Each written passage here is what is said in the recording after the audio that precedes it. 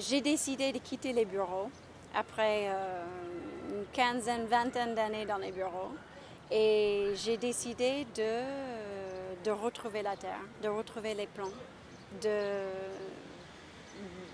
regarder les choses pousser, une bonne alimentation, les jolies fleurs, les fleurs comestibles et j'ai fait ce pas et maintenant, c'est même pas un pas, maintenant je cours.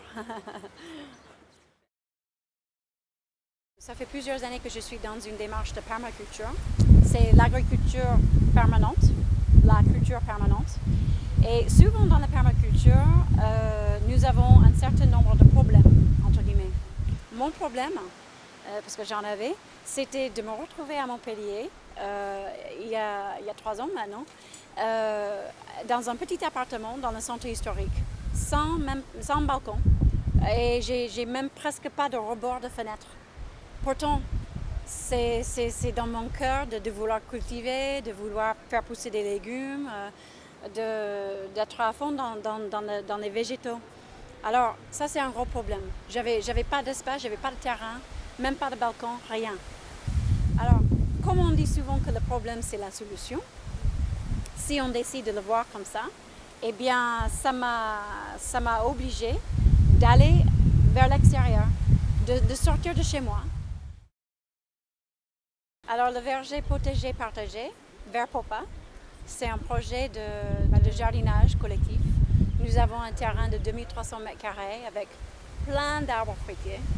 Et justement, c'est un collectif d'une quarantaine de jardiniers et on jardine tous ensemble. Il n'y a pas le concept en fait de carré individuel. Nous jardinons tout l'espace, tous ensemble. Nous ne sommes pas en fait motivés par le résultat, nous sommes motivés par le processus, par le chemin pour y arriver. C'est ça qui est vraiment sympa dans ce projet. On a entendu l'oiseau là? C'est naturel, c'est naturel qu'on puisse chercher ce contact avec la nature. Là, on est dans un coin de nature dans le parc à Montpellier, là.